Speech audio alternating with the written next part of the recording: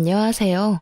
저는 10년이나 된 인연을 얼마 전에 끊고 두 딸과 새로운 삶을 살고 있는 40대 여성입니다. 저에게 결혼 생활이라는 것은 소소한 즐거움을 뛰어넘는 시집살이였다고 말하고 싶네요. 저희 가족만으로 본다면 그리 나쁘지는 않았습니다만 아무래도 결혼을 하면 시댁이 생기잖아요. 시집을 간 어느 여성도 자유로울 수는 없으니 말이죠. 저 또한 처음에 결혼을 앞두고 상견례를 했을 때 시라는 것이 주는 압박감을 뼈저리게 느끼게 됐어요. 저와 남편은 소개로 만난 게 아니라 우연한 기회에 함께하게 되어 사랑을 키운 그런 연애를 했어요. 그래서 그런지 남편에 대한 저의 애정은 생각보다 컸어요. 남편의 아버지가 교수에다가 어머니도 고상한 분이라는 걸 알고 나서 저는 저의 마음을 접어보려고도 애썼지만 그게 잘 되지 않더라고요. 제가 왜 마음을 접으려 했냐고요? 당연히 저의 집 사정과 정반대의 집안이라 부담감이 컸거든요. 결혼이라는 게 고만고만한 사람들끼리 하는 게 가장 좋은 법이잖아요. 저희는 남편 집과는 다르게 그다지 잘 사는 집이 아니었어요. 아버지는 많이 배우지는 못하셨지만 건축업을 하며 저희를 먹여 살렸고 어머니도 항상 일거리를 찾아서 돈을 벌어야만 했던 가정이에요. 저는 제 부모님에 대해 애정을 갖고 자부심을 가지고 있어요. 그렇지만 서로의 조건이 이만큼 다르면 당연히 남편 집안에서 반대를 할 거라고 생각했어요. 그런데 저희 집에서도 반대를 하더군요. 너무 환경이 다른 집에 가면 너만 고생할 뿐이라고 아버지가 어찌나 말리시던지. 어머니는 눈치 보더라도 돈 걱정 안 하며 사는 게 제일이라고 하셨지만 아버지는 딸이 눈칫밥 먹으며 사는 게 싫으셨나 봐요. 교양 있는 분들이라 그러지 않을 거라 우스갯소리로 말했는데 웬걸? 교양 있는 사람이 더 심하게 눈칫밥을 줄 줄이야. 그때는 미처 몰랐답니다. 결국은 남편의 설득으로 시댁에 한번 가보게 되었어요. 상견례라던가 그런 건 아니었고 한번 갔다가 저를 탐탁치 않아 하면 그만두자 하고 생각했던 거였어요. 그렇게 시댁에 갔는데 두 분 다 의외로 호의적인 느낌이었어요. 시부는 깐깐하게 보였지만 교수님답게 옳고 그름에 민감한 분이었고 시모는 고상한 사모님처럼 보였지만 할 말은 다 하는 타입이었어요. 그리고 결혼 후에 시모가 교양 있는 말투로 독서를 한다는 걸 잘 알게 됐고요. 그때 시모는 제게 결혼을 하고 싶으면 한 가지 조건만 허락하면 된다고 하셨어요. 그건 바로 시모의 시모, 즉 시조모를 제가 맡아줬으면 한다는 거였어요. 물론 이게 같이 살면서 돌보라는 거였다면 저도 허락을 안 했겠지만 당시의 시조모는 작고 왜소한 분으로 본인 앞가림은 다 할 줄 아시는 분이셨어요. 그리고 혼자서 좋은 집에서 잘 살고 계셨고요. 대신 시조모가 부를 때는 무조건 가야 한다는 게 조건이었어요. 처음에는 망설였는데 시부가 한마디 거들더라고요. 시조모를 돌본다면 시부모인 자기들은 모실 필요 없다고요. 그리고 시조모를 모시며 결혼하면 신혼집을 마련해 주겠다고 하셨어요. 그 이야기에 저는 마음이 확 기울었어요. 나쁘지 않은 이야기라고 생각했어요. 아무래도 없는 집에서 자란 제게 자가라는 건 상상만으로도 달콤한 것이었으니까요. 그래서 저는 그 일을 맞는 조건으로 결혼을 할 수 있게 되었죠. 그런데 문제는 시모를 모시지 않는다고 하여 시집살이에서 자유로울 수는 없다는 점이었어요. 제가 그 부분을 놓친 거였죠. 저는 결혼 후 첫째 딸을 낳고 그럭저럭 괜찮은 시간들을 보내고 있었어요. 시모가 말한 시조모를 모시는 일도 그렇게 힘든 일은 아니었어요. 오히려 시조모의 성품이 저와 잘 맞아서인지 둘이서 대화를 하는 게 그렇게 재미있을 수 없더라고요. 저는 애늙은이 같은 면이 있었고 시조모는 젊어 보이는 것에 민감했으니 어찌저찌 잘 맞았던 거였어요. 그래서 제게 시조모 부양은 부양이 아닌 말벗의 느낌에 더 가까웠어요.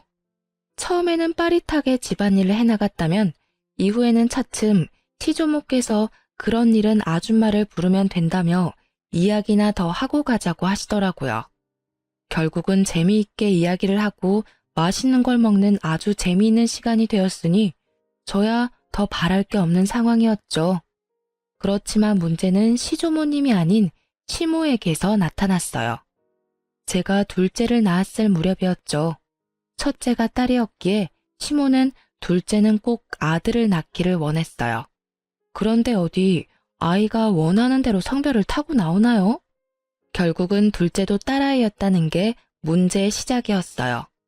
저는 당시에만 해도 그렇게 심각하게 느끼지 못했어요. 그런데 시부모가 산부인과에 왔을 때 뭔가 잘못됐다는 걸 느꼈어요.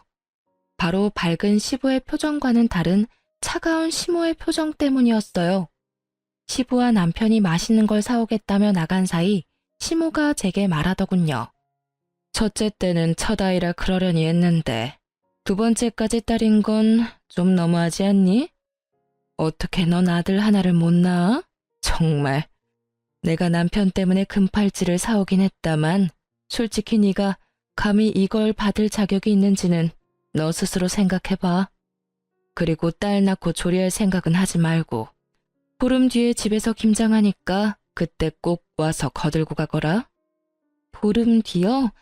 애가 아직 어려서 다른 데 맡기기가 힘든데 올해만 좀 봐주시면. 봐주긴 뭘 봐줘? 내가 심하다고 생각하니? 아니야, 네가 나한테 너무한 거지. 어떻게 내리 딸만 낳을 수 있어? 아들이 없으면 우리 집 재산은 누가 지내? 저는 시모의 말에 할 말이 없었어요. 제가 잘못해서가 아니라 어이가 없어서요.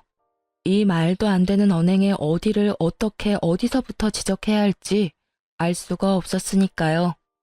시부와 시모가 돌아오니 시모는 제게 언제 그랬냐는 듯 조리 잘하라며 덕담을 하고 돌아가시더군요. 참으로 가증스러운 모습이었어요. 저는 참다 못해 남편에게 말했어요. 어머님이 보름 뒤에 김장할 때 나더러 오래. 나 몸도 안 좋은데 김장까지 하면 진짜 반은 죽을지도 몰라. 설마 일 시킬 리가 있겠어? 산후조리 잘하라는 분인데. 그냥 손녀 보고 싶은 마음에 당신을 부른 거겠지. 일한다 생각하지 말고 갔다 와. 첫째는 내가 봐줄까? 진짜 그럴까? 근데 어머님이 아들 원하셨는데 딸 낳아서 많이 실망하시던데 그 부분에 대해서 들은 건 없어? 아니, 설마. 요즘 세상이 어떤 세상인데 딸 아들 구별해. 나는 아들보다는 딸이 더 좋아. 벌써부터 애교가 철철 넘치잖아.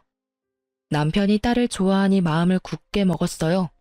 보름의 시간이 지나고 저는 일복을 입고 집을 나서려 했어요.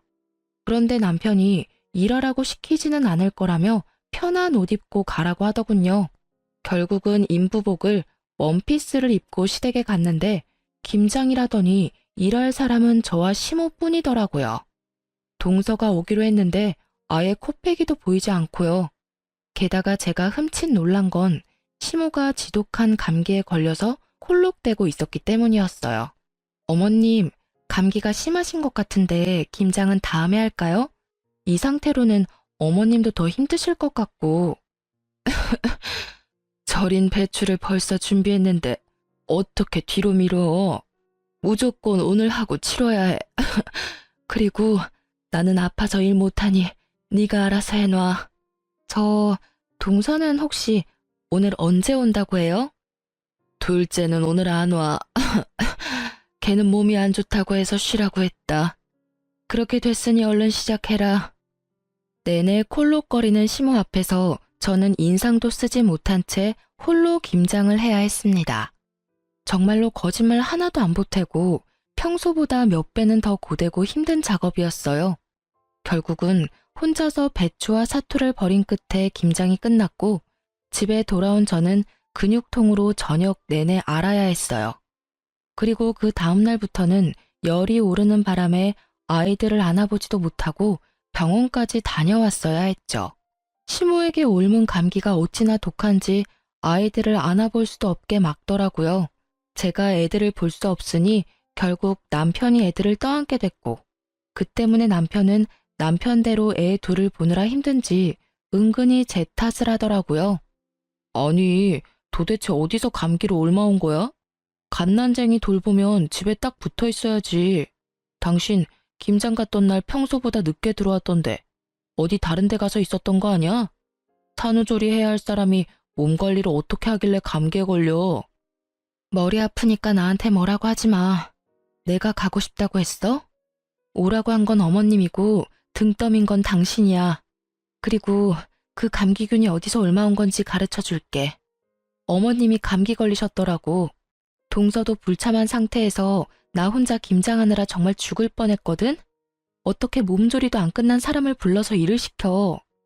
당신한테 말하기 힘들어서 말 안 했는데 어머님이 나 둘째 낳고 무슨 소리 했는지 알아? 딸 낳고 무슨 산후조리 하냐고 혼내시더라. 그리고는 김장 오래잖아. 아들 못 낳은 게 내 탓이야? 내 탓이냐고. 그게 사람을 이렇게 못 살게 굴 이유가 되는 거야? 결국 저는 터져버렸고 그 이야기를 들은 남편은 깜짝 놀라더니 그 길로 씩씩거리며 시댁에 전화를 하더군요. 어머니, 어쩌자고 출산한 지 보름밖에 안 된 사람을 불러다가 김장을 시킨 거예요. 그것도 혼자서 했다는데 대체 무슨 생각이신 거냐고요? 지금 집사람 아파서 몸도 못 가눌 정도라고요. 그것 때문에 지금 제가 얼마나 고생하고 있는지 알기는 아시냐고요. 걔가 아픈데 웬 네가 고생을 해. 며느리 좀 바꿔봐라. 너한테 일 시키는 거면 내가 한 소리 좀 해야겠다. 어머니가 지금 제 일을 만들어주고 있잖아요. 어머니가 집사람한테 옮긴 감기 때문에 집사람이 애를 못 보잖아요. 이제 막 보름 된 둘째에 감기라도 옮으면 어머니가 책임지실 거예요? 엄마가 애를 못 보니 저라도 애를 봐야 할 거 아니냐고요. 결국 시모는 별말 못하고 전화를 끊었죠. 솔직히 입이 10개라도 할 말이 없을걸요? 그러게 면역력 떨어진 산모를 왜 데려오냐 이 말이에요. 그렇게 1차로 이야기가 끝난 줄 알았는데 감기가 가라앉고 나서 시부가 저희 부부를 시댁으로 불렀어요. 저는 남편과 시댁으로 갔는데 시부의 표정이 아주 무시무시하더라고요. 그래, 아가, 감기는 다 나았고? 네, 아버님, 이제 감기는 다 나았어요. 그런데 어쩐 일로 부르셨는지. 너 혹시 이번에 김장하러 왔었니? 네, 김장하고 갔는데 혹시 무슨 문제라도 있으셨나요? 그때 제가 너무 경황이 없어서 혹시라도 김치 맛이 이상하다면 죄송합니다. 그랬구나. 역시 너희 시어머니가 너한테 되지도 않는 시집살이나 시킨 거였어. 당신은 그렇게 할 짓이 없어서 며느리 괴롭혀? 어떻게 출산한 지 보름밖에 안 된 며느리를 데려다가 김장을 시켜? 아니, 딸 낳고 뭐가 자랑이라고 미역국을 끓여 먹고 팔자 좋게 산후조리를 해요. 옛날 같았으면 당장 나가서 일할 상황이라고요. 그리고 며느리 둘이 다 안 하겠다는데 그럼 김장은 뭐 나 혼자 해요? 그럼 며느라가 김장은 누구랑 같이 했는고? 저 혼자 했어요. 동서도 그날 안 왔거든요. 어머님도 기침 감기 때문에 계속 콜록거리고 계셔서 제가 일을 다 해야 했어요. 어머님이 그날 다 해야 한다고 하셔서. 어이구, 맨날 나가서 교양 있는 척은 혼자서 다 하더니 이거 봐. 당신이 그렇게 중요하게 여기는 교양과 상식에 출산 직후의 여성을 김장에 막 부려먹어도 된다고 하든 조선시대에도 이렇게까지는 안 했을 거야. 게다가 감기에 걸려서 콜록거리면서 어떻게 애를 봐야 할 사람을 불러서 감기로 옮기도록 할 수가 있어. 상식이라고는 어디다 갖다 처박아 놨길래 이런 사달을 만들어? 결국 시부가 화를 내고 시모에게 사과하라고 했지만 시모는 절대로 미안하다 한마디를 안 하더라고요. 뭐 저도 사과받을 생각이 없기는 했어요. 그걸 보고는 시부가 저에게 미안하다며 사과를 하시더라고요. 그때 저는 앞으로도 시모와는 이렇게 대면대면 거리 두고 살기로 작정했어요. 그렇게 다짐하고 나니 그 뒤로부터는 시모에게도 할 말은 하게 되더라고요. 그렇게 시모와의 사이가 악화되고도 그럭저럭 5년을 더 살았어요. 그동안에도 시모는 저에게 날카로운 눈총을 보내기도 했어요. 그리고 추석이 지난 공휴일에 친정에서 연락이 왔어요. 딸, 빨리 병원으로 와. 너희 아버지 아파서 지금 병원에 왔는데 나 혼자 무서워서 못 있겠어. 왜, 무슨 일인데 병원이야? 너희 아버지가 갑자기 숨이 잘 안 쉬어진다고 해서 병원 응급실에 왔는데 뭐가 안 좋나 봐. 의사들 얼굴이 심각해. 전화를 받으면서 옷을 후다닥 갈아입은 제가 병원에 도착했을 때 친정엄마는 거의 무너져 있었어요. 폐암 4기에 간이며 콩팥이며 뇌까지 전이가 다 된 상태라고 하더군요. 결국 수술은 불가하고 항암과 방사선으로 여명을 조금씩 늘리는 수밖에 없다고 하더라고요. 입원실에 들어간 아버지는 본인의 상태를 어느 정도 짐작한 듯 보이더라고요. 그리고 더 이상 치료에 희망이 없음을 느끼셨는지 집으로 가고 싶다고 엄청 떼를 쓰셨어요. 마음 같아서는 계속 병원에 두고 싶었지만 집이 보고 싶었을지도 모른다는 생각에 엄마와 저는 아버지를 집으로 데려왔고 가족 모두가 함께 하기로 했어요. 그래서 남편과 시조모에게도 미리 말을 했어요. 며칠이 될지 몇 주가 될지는 모르겠지만 친정에서 당분간 지내겠다고요. 물론 아이들은 데리고 가기로 했어요. 손녀들 얼굴 보면 아버지께 희망이 조금이라도 생기지 않을까 하는 마음에서 데리고 간 거였어요. 아버지가 너무 좋아하시더라고요. 병원에 있을 때보다 훨씬 얼굴이 좋아 보였어요. 물론 몸 상태는 안 좋으셨지만 마음이 편안해 보이는 게 보여서 저도 좋았죠. 그렇게 한 사흘쯤 됐을까요? 그때 시모가 급한 일이 있으니 시댁에 좀 오라더라고요. 아버지의 상태가 그리 좋지 않아 거절하려고 했는데 시모가 무조건 와야 된다는 거예요. 그만큼 중요한 일이 뭐가 있나 생각해봐도 전혀 생각이 나지 않으니 결국은 잠깐 갔다 오기로 했어요. 시댁에 갔더니 동서가 집에 와 있더라고요.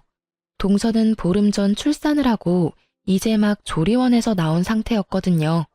처음에는 설마 시모가 동서의 산후조리를 해주려나 하는 생각을 했어요. 동서는 시모가 원하는 아들을 낳았거든요. 그럴 수도 있을 거라고 생각했는데 제 예상은 완전히 빗나갔어요. 왔으면 빨리 네 동서 수발이나 들어라. 넌 뭘 하느라 집에 없어? 하긴 딸만 둘 낳은 네가 이렇게 아들 낳은 동서 얼굴 보는 것도 민망하겠지. 그래도 이럴 때는 네가 솔선수범으로 와서 도와야 하는 게 맞는 거 아니니? 동서의 아들을 품에 안고 어르는 것을 보니 우리 아이들 태어났을 때가 생각나더라고요. 한 번을 안아준 적이 없으면서 손주는 아주 끼고 도는 모습을 보니 참으로 어이가 없더라고요. 제가 아무 말도 없이 미동도 없이 시모만 쳐다보고 있으니 뭐 하냐는 식으로 제게 말하더라고요. 뭐해? 설마 싫은 거야? 그럼 너도 아들을 낳았어야지.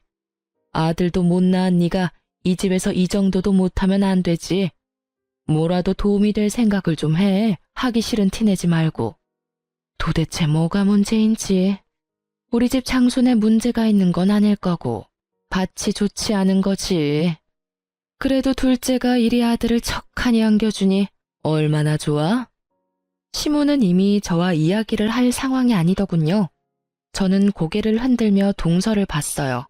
설마 동서도 이 어이없는 연극 같은 일에 동조한 건 아니지 않을까 했는데 제 예상이 빗나갔더라고요. 동서는 침대에 누워서 저한테 말하더라고요. 죄송해요, 형님. 그런데 물 좀 가져다 주시면 안 될까요? 몸이 엄청 안 좋네요. 그리고 저 먹고 싶은 거 있는데 잡채랑 갈비찜 좀 만들어 주시면 안 돼요? 몸이 아직 안 풀려서 그런지 몸에 좋은 음식들이 막 먹고 싶네요. 실실거리며 시켜 먹으려는 동서를 보니 아주 배알이 뒤틀리더라고요. 출산 후 딱 보름, 저는 그때 김장을 하고 있었죠. 이런 극진한 수발 같은 거 받아본 기억도 없는데 정말 화나더라고요. 위독한 아버지 놔두고 여기 오게 만든 것도 열받았어요.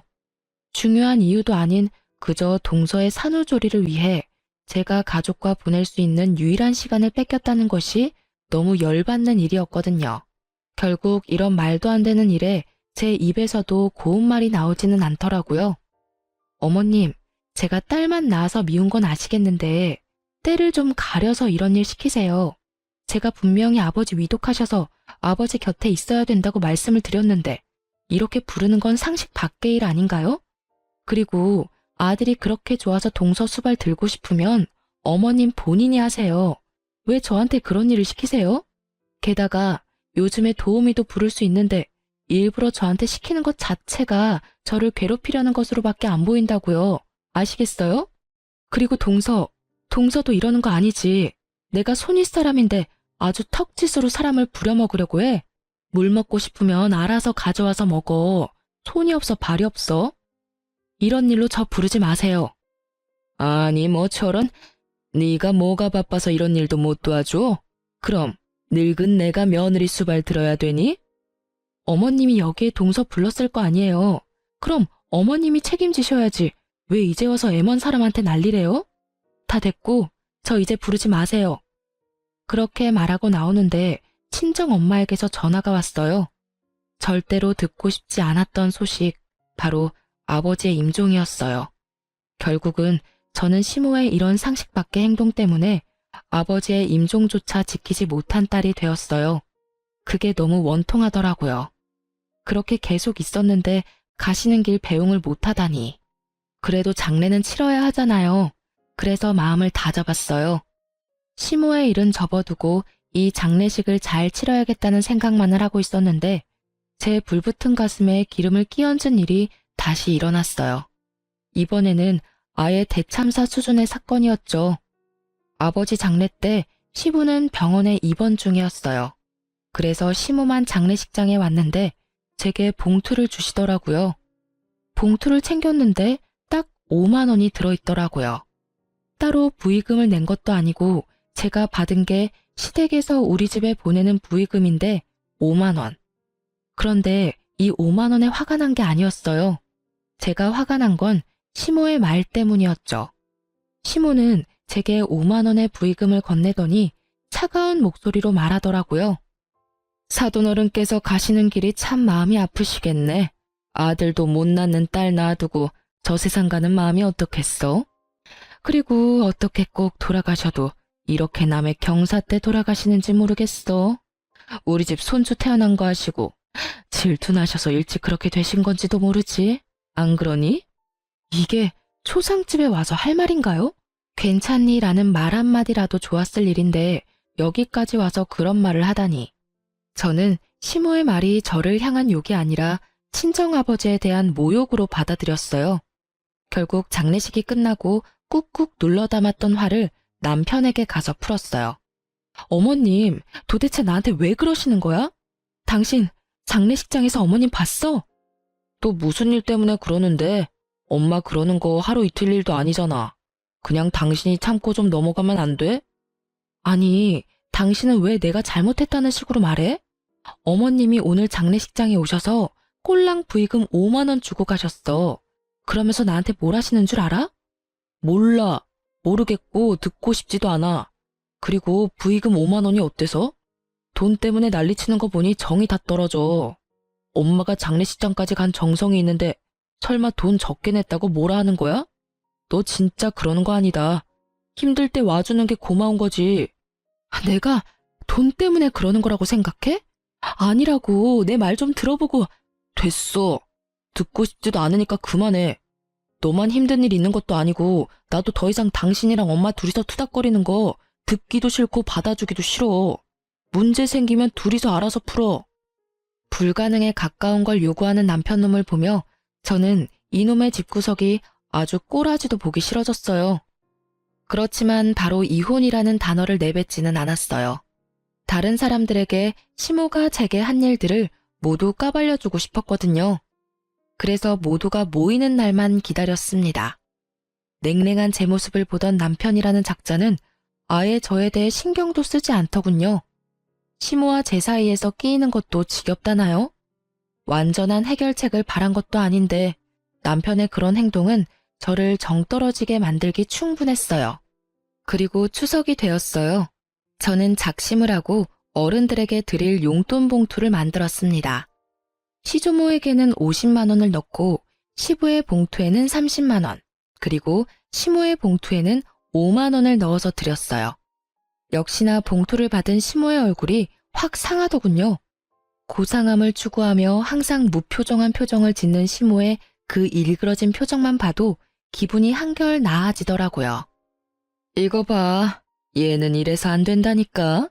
너 설마 시아버지, 시조모님 봉투에까지 이런 장난친 거 아니지? 이게 뭐야, 애들 용돈도 아니고. 네 동서는 봉투에 50만 원 두둑히 넣어왔던데 넌 꼴랑 5만 원 넣어왔어? 나이가 들면 나이가 든 행동을 해야지. 너보다 어린 우리 둘째 며느리가 뭘 보고 배우겠니? 윗물이 맑아야 아랫물이 맑다는데 너희는 어찌 된 게 이렇게 정반대야? 집에 도움이 되는 일을 못했으면 이런 날 부모님 기쁘게 해드릴 노력 같은 건 아예 없고. 아들아, 너 장가 잘못 갔어. 참 모질다 싶은 말들만 골라 하더라고요. 그래서 저도 따박따박 말해줬죠. 그럼 동서는 아버지 돌아가시면 50만 원 드리겠네요? 동서는 좋겠어. 이렇게 좋은 시어머니도 두고. 근데 어머님, 제가 생각이 없어서 5만 원 넣었겠어요? 어머님이 제 아버지 돌아가셨을 때 장례식장에서 5만 원만 주셔서 그렇게 담았을 뿐이에요. 어머님이 하신 그대로 돌려드렸는데 뭐가 문제인지 잘 모르겠네요. 제 이야기를 듣고 있던 시부가 깜짝 놀라더니 시모에게 따지더라고요. 이게 무슨 소리야, 당신? 내가 준 돈 200만 원은 어쨌어? 장례식장 갈 때 내가 봉투에 넣어준 돈. 시부가 나서서야 시모의 표정이 살짝 당황하더라고요. 그렇지만 여전히 뻔뻔한 고상함을 무장한 채 한마디도 지지 않고 역 같은 소리를 짓거리더군요. 아니, 아들도 못난 며느리예요. 아무리 사돈 어른이라도 그만큼 받을 만한 이유가 없죠. 이 집안에 도움될 만한 일을 얘가 한 적이 없는데 왜 우리가 돈을 그만큼을 써야 해요? 그 이야기를 들으니 딱 감이 오더라고요. 시모 혼자 이 모든 일을 벌였구나 하고요. 여보, 그만 좀 해. 장례식장에서 5만 원 받은 일로 아직까지 꽁에 있는 거야? 내가 제발 좀 이해하고 넘어가자고 했잖아. 어머니 옛날 사람이고 아들 좋아하는 거 이미 잘 알고 있는데 새삼스레 왜 이제 와서 이러는데. 제발 조용히 좀 살자, 어? 그냥 장례식장 와주신 거에 의미를 두라고. 돈 같은 거에 연연하지 말고. 살면서 그 돈보다 더 많이 받을 수도 있잖아. 남편 놈은 시모 말을 듣고도 제 엄마 두둔하기 바쁘더라고요. 딸을 좋아하지만 엄마도 포기 못하는 거겠죠. 참 효자예요. 그걸 보는 저는 우라통이 터지지만요. 5만 원 받아도 상관없었어. 그런데 돌아가신 고인에게만큼은 예의를 다해야 됐던 거 아니야? 어떻게 장례식장에 와서는 딸한테 아버지를 욕보일 수가 있어. 도대체 무슨 생각으로 그런 말 하셨어요? 말해보세요. 아들도 못 낳는 딸 놔두고 가는 아버지 심정 운운할 때 도대체 무슨 생각을 하셨냐고요. 저는요, 당신 때문에 저희 아버지 임종도 못 지켰어요. 그 잘난 아들 낳은 동서 산후조리 수발 들라며 저 불러냈을 때 저희 아버지 돌아가셨거든요. 이러니 제 가슴에 못이 박히지. 아버지 마지막도 못 본 저한테 장례식장에서까지 그런 말씀 하셨어야 했어요? 그건 저를 욕보인 게 아니라 저희 친정 아버지를 욕보인 거라고요. 악에 받쳐 말하는 제 말에 시부의 얼굴이 터질 것처럼 벌겋게 달아오르더라고요. 뭐? 아니 이 옆에 내가 정신이 나갔어? 어디 장례식장에서 그런 막말을 하고 와? 그리고 임종 지키러 간 며느리를 왜 다시 불렀어? 그딴 쓸데없는 이유로. 내가 부끄러워서 고개를 들고 다닐 수가 없어. 다른 사람도 아니고 사돈 장례식장에서 그런 미친 짓을 하고 온 게 내 마누라라니. 그렇게 고상하고 상식을 찾고 돌아다니더니 이거 봐, 아주 단단히 미쳤네. 인간이 어떻게 인간의 탈을 쓰고 사돈 장례식장에 가서 그런 말도 안 되는 말을 내뱉고 와.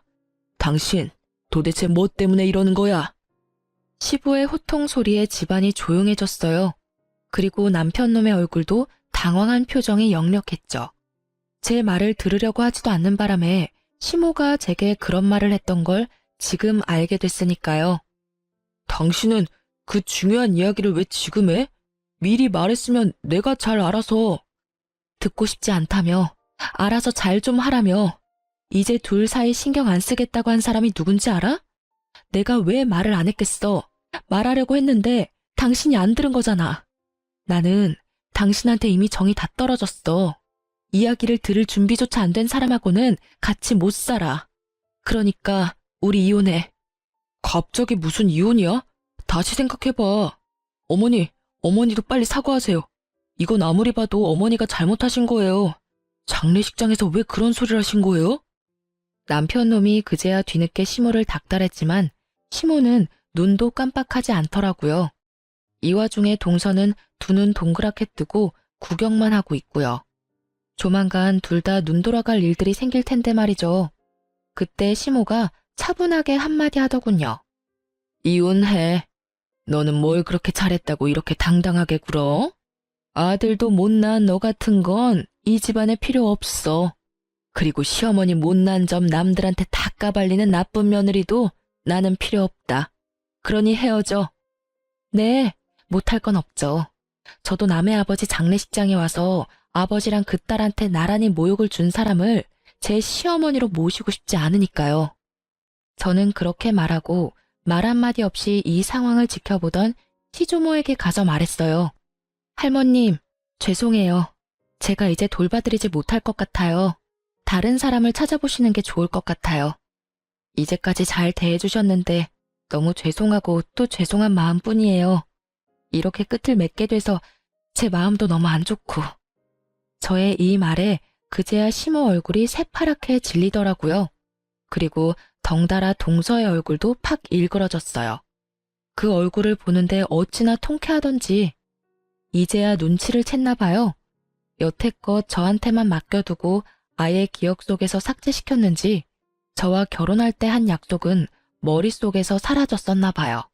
시조모가 아직까지도 이 시가의 재산을 꽉 쥐고 있는데 시모가 아무리 대단해도 시조모에게는 찍소리도 못하거든요. 제가 이혼을 하면 당연히 제가 하던 일은 시모의 일이나 동서의 일이 될 테니 그제야 둘 다 아차 싶은 표정을 지은 거겠죠. 그래, 절이 싫으면 중이 떠나는 게 맞다. 그러면 남은 사람 중에 누가 나를 돌볼 거냐? 애미 너냐? 아니면 둘째 손주 며느리가 볼 거냐? 그런데 선임자가 워낙에 잘해줘서 말이지. 그만큼 못해주면 있던 것도 다 날아갈 것 같은데 괜찮겠니? 시조모의 말에 두 사람 다 얼굴이 새파랗게 질려서는 서로에게 할 일을 미루더라고요. 그렇게 사이좋은 고부 사이가 순식간에 틀어지는 걸 보는 이 기분이 참으로 재미있었어요. 저는 남편에게 말했어요. 당신이 딸한테는 좋은 아빠인 거 잘 알고 있어. 하지만 당신 어머님이 우리 딸들을 어떻게 생각하는지 잘 알았지? 여기 둬봤자 손녀 취급도 안 해줄 것 같으니 내가 데려갈게. 제 말에 남편은 한마디도 못하더라고요. 제가 이혼을 말해도 부모가 더 소중한 사람이더라고요. 그래서 그냥 버리고 가기로 결정했어요. 제게는 두 딸만 있으면 돼요. 그렇게 이혼 서류를 보내고 생각보다 아주 완만히 이혼을 하게 됐어요. 시부가 이 모든 사건을 알고 나서는 교육자 집안의 명예가 실추되느니 좋게 마무리됐다는 인상을 주기 위해 위자료를 주고 재산 분할을 통해 합의를 하게 됐어요. 저는 분할된 재산과 친권, 양육권까지 가지고 집을 나왔어요. 하지만 그것만 가지고 두 딸과 살림을 꾸리는 건 어려운 일이기는 했어요. 그래서 많이 힘들었지만 그런 저에게 도움을 준 건 의외로 시조모였어요. 이혼이 되고 법적인 절차가 모두 마무리되고 나서 한 달 뒤쯤 시조모에게서 연락이 왔어요. 그래, 나다. 혹시 오늘 시간 되니? 우리 증손녀들 얼굴 한번 보고 싶은데 나와서 밥이나 먹고 가. 맛있는 식사해놓고 기다릴 테니까. 네가 어색하게 느낄 수도 있지만 사람 인연을 어떻게 그렇게 딱 끊을 수 있겠니? 내가 그 집에서 그나마 정을 제일 많이 가진 게 너랑 네 딸들이었는데 얼굴을 못 보니 이렇게 적적할 수가 없어. 그 말을 들으니 마음에 미안함이 생기더라고요. 제가 시모와 갈등이 생겨서 이혼을 했지 조모와 갈등이 있었던 건 아니잖아요. 그래서 딸 둘을 데리고 시조모 집으로 향했어요. 그런데 집에 들어가니 시모와 동서가 부엌에 있더라고요. 열심히 음식을 만들고 있는데 냄새를 맡아보니 제가 좋아하는 수육과 꼬막 무침이더라고요. 설마 이 사람들하고 제외시키려고 불렀나 싶었는데 시조모가 나오더라고요. 왔니? 여기 얘들은 신경 쓰지 말거라. 우리 집 일 도와주러 온 애들이야. 오지 말래도 주말마다 와서는 온 집을 헤집고 사람 마음만 불편하게 만들고 가는 것들이야. 딱 봐도 말에 가시가 돋친 것이 이들 사이에 무슨 일이 생긴 것 같더라고요. 제가 딸들과 함께 테라스로 향하자 시모의 눈이 저를 뚫어지듯 쳐다보더라고요. 제가 온 것이 무척이나 기분 나쁜지 표정이 어마무시했어요. 그렇지만 저는 손님 자격으로 온 것이니 싹 무시하고 시조모를 따라 테라스에 마련된 테이블로 향했어요. 너 앞으로 이렇게 말벗하러 올 생각 없냐? 늙은이 혼자 심심해서 안 되겠어. 그렇다고 또래들하고 놀기엔 내가 너무 정정하지 않니? 시조모의 유머와 독설은 여전했어요. 저는 웃으며 말했죠. 어차피 제 딸이 할머님의 피를 이었으니 제가 애들 데리고 만나러 오는 건 싫지 않아요. 그런데 저분들이 계시면 제 마음이 그리 편치는 않거든요.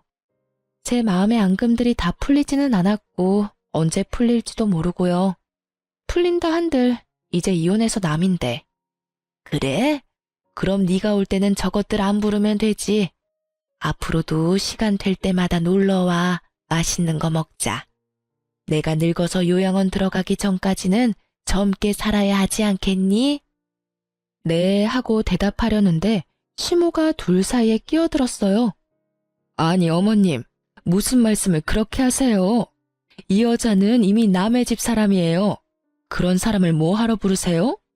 말벗하고 싶으면 제가 사람을 고용해서. 조용.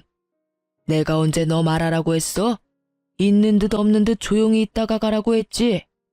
넌 있는 사람 간수도 못하면서 또 어디 가서 사람 데리고 올 생각이냐? 너 생각하는 건 안 봐도 눈에 훤하다. 내가 혹시 재산 증손녀들에게 넘겨줄까봐 그것 때문에 이렇게 난리치는 거 아니야? 솔직히 걱정이 안 될 수는 없죠.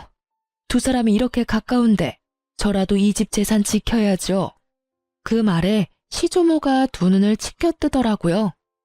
네가 뭔데 이 집 재산을 지켜? 시모 봉양도 안 하는 며느리가 뭘 지킨다는 거야? 막말로 너 얘 결혼시킬 때도 네가 날 부양하기 싫으니까 며느리 앞세워서 나 부양하도록 시킨 거 아니냐? 그러면 재산이 가더라도 네 며느리한테 가야지 왜 너한테 재산을 줘? 10년을 넘게 내 말벗을 한 손주 며느리를 그런 식으로 사람 취급도 안 하고 내쫓아가지고 일을 복잡하게 만든 건 너다. 어머니, 정말로 이 집 재산 이쪽에 나눠주실 거예요? 그런 법이 어디 있어요? 이제 법적으로 완전 남인데. 완전 남이 어디 있어? 내 피가 이어진 내 손주들이야. 피가 이어지지 않은 건 너겠지. 이 집 재산이 네 거라고 착각하나 본데 아직까지는 내 명의로 된 재산이야. 내 재산 내가 알아서 쓴다는데 네가 뭔 상관이야? 시조모의 말에 시모의 표정이 뾰루통하게 변했어요. 대꾸하고 싶은 눈치였는데 더 큰 불호령이 떨어질까 참는 것 같았어요. 둘 다 하기 싫은 거 억지로 하는 얼굴로 와서는 일도 제대로 안 하고 집만 어지르고 가는 거 내 모를 줄 알았냐? 그런 주제에 재산이 탐이 나기는 나. 재산 가져갈 생각이면 간쓸게 다 빼다 줄 것처럼 살랑거려도 모자랄 판에 낯짝 뻔뻔하게 들고는 너희들 일 전부 직원들한테 시키는 거 내가 봐서 다 알아. 둘째 손부는 10년의 정이 있고 증손녀들도 아주 내 마음에 쏙 들게 컸으니 재산을 물려주지 않을 이유도 없어. 부양하러 온 주제에 사람 불편하게 만드는 너희보다는 훨씬 가족 같은 게 둘째 손부야. 시조모는 그렇게 말하고 통장과 도장을 하나 꺼내더라고요. 이혼 전에 주려고 했던 건데 지금 주게 되는구나. 자, 여기 얼마 안 되지만 6천만 원이다. 네가 나를 모시러 온 그달부터 꼬박꼬박 50만 원씩 넣었어. 내가 주는 선물이고 그게 불편하면 퇴직금이라고 생각해라. 그간 고생 많이 했다. 어머님, 그걸 왜 생판 남한테 주시냐고요? 이혼하면서 위자료며 재산 분할로 다 가져갔어요. 그거 안 주셔도 제 살만 하다니까요? 네가 기어코 내 재산을 물려받기 싫구나. 네 남편한테도 이야기해줄까?